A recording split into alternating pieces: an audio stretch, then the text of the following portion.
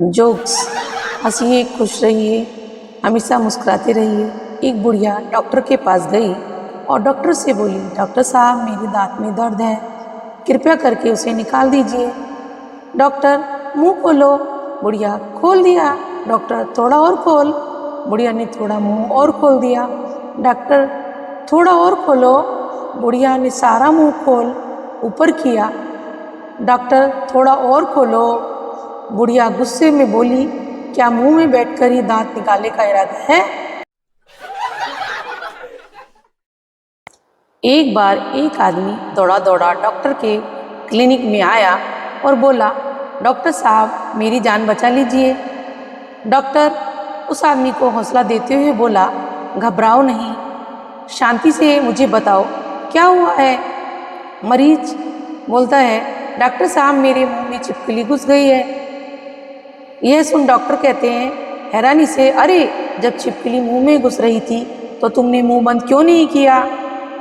मरीज, गलती हो गई डॉक्टर साहब, दरअसल जब वह मेरे मुंह में घुस रही थी तो मैंने सोचा कि जो उससे पहले कॉकरोच मेरे मुंह में घुसा था वह उसे पकड़कर वापस आ जाएगी। एक आदमी लंगड़ाता हुआ आ रहा था। उसे देख तो डॉक्टर आपस में झगड़ने लगे। पहला डॉक्टर, लगता है पैर की हड्डी टूट गई है। दूसरा डॉक्टर, लगता है अंगूठा टूट गया है। दोनों में काफ़ी बहस हो रही थी तो तीसरा डॉक्टर बोलता है, चलो उससे ही पूछते हैं। डॉक्टर, क्या तुम्हारे पैर की हड्डी टूट गई है? व्यक्ति, नहीं, मेरी चप्पल टूट गई है। संता, बंता और उसका दोस्त पागल खाने में मरीज थे। एक दिन डॉक्टर साहब को फिटनेस टेस्ट लेना था। तीनों को टेस्ट के लिए बुलाया गया। अगर वे टेस्ट को पास कर लेते तो उन्हें पागल खाने से सदा के लिए स्वस्थ घोषित करके भेज दिया जाता।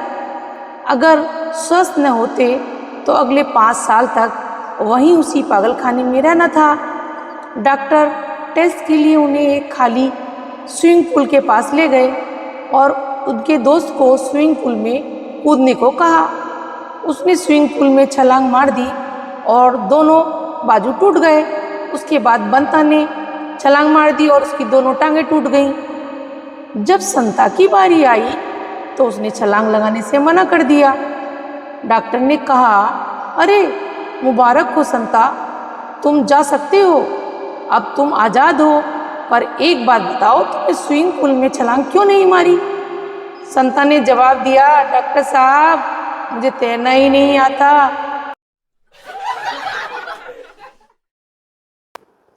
डॉक्टर की क्लिनिक के बाहर मरीजों की भीड़ लगी थी। जब कोई आदमी आगे आता उसे लोग पकड़ के पीछे खींच लेते। एक आदमी कई बार आगे जाने की कोशिश किया पर उसे भी लोगों ने पीछे खींच लिया।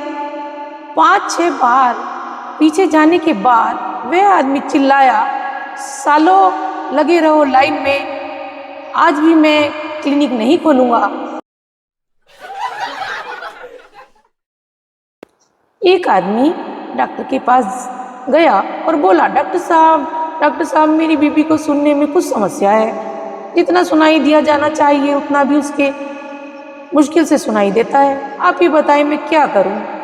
डॉक्टर ने कहा, पहले तो वो कर जो मैं कहता हूँ।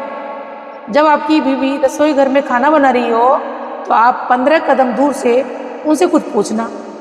अगर वो जवाब ना दे तो थोड़ा पास जाकर फिर वही बात पूछना जब तक वो जवाब ना दे। वह अपने घर गया। उसने देखा कि उसकी बीवी रसोई घर में खाना पका रही है।